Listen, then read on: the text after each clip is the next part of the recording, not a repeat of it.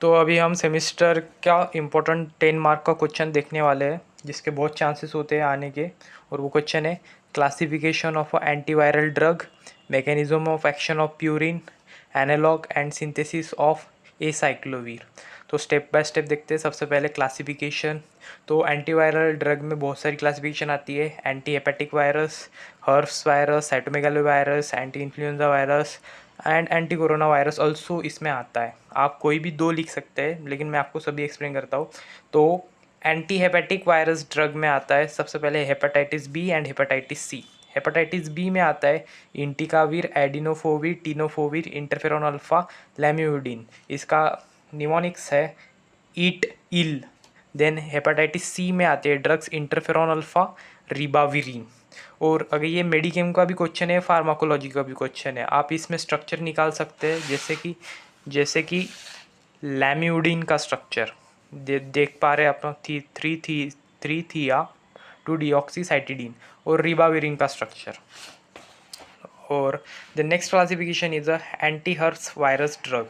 इसमें आता है एसाइक्लोविर, वेलसाइक्लोविर, आइडोक्सिरिडीन एंड ट्राइफ्लूरिडीन।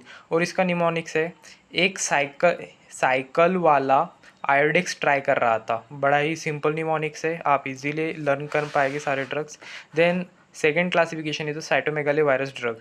और इसमें आता है फॉस्कारनेट, वेलसाइक्लोविर, गैनसाइक्लोविर, ट्राइफ्लूरिडीन, सीडोफोविर। और इसका निमोनिक्स है कार वाला गन ट्राई कर रहा था कीड़ों के ऊपर, लाइक दैट।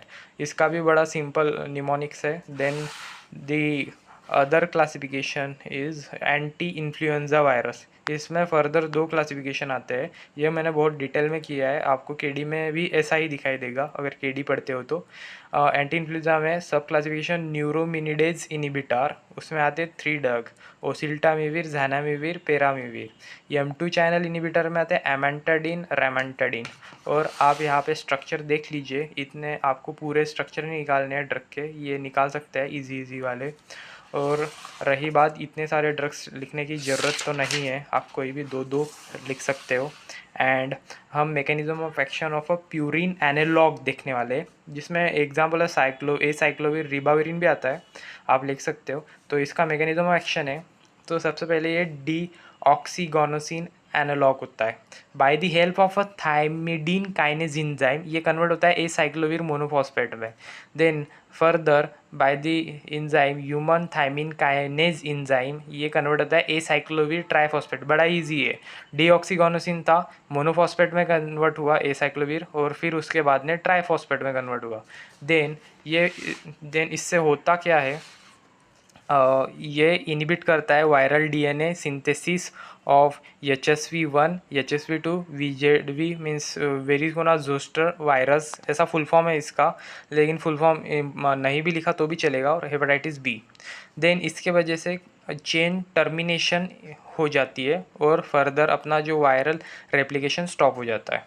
देन एसाइक्लोविर की सिंथेसिस देखेंगे, बहुत सिंपल सिंथेसिस है इसकी। सबसे पहले तो ये प्यूरिन का स्ट्रक्चर है बेसिकली, और इसमें हमने सेकंड पोजीशन पे अमीनो और 6 पोजीशन पे कीटोन ग्रुप लगा लिया। तो ये हो गया 2 amino purine 6 ONE means ketone. Then इसमें हम HCl माइनस करेंगे, सॉरी, हम इसमें ऐड करेंगे 2 क्लोरोमिथॉक्सी इथिलीन बेंजोएट।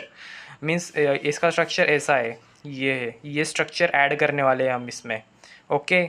और इसमें इस स्ट्रक्चर में से हम HCl माइनस करेंगे और ये स्ट्रक्चर हम डायरेक्टली यहाँ लगाएंगे। मीन्स जैसा कि हमने पहला ये स्ट्रक्चर देखा, और इसके 9th पोजीशन पे हमने 2 क्लोरोमिथॉक्सी इथाइल बेंजोएट लगा लिया, ये वाला स्ट्रक्चर। देन इससे हम जो हमें एसाइक्लोविर बनाना है बेसिकली, तो इससे हम ये जो है सोडियम बेंजोएट ये रिमूव करेंगे bye the help of sodium hydroxide और वाटर, और हमारा फाइनली एसाइक्लोविर बन जाएगा, जिसका कि IUPAC नेम है 2 amino 9 2 hydroxy ethoxy methyl and purine 6 ONE। और हमारा ये 10 मार्क का क्वेश्चन खत्म होता है। थैंक्स जुड़े रहने के लिए।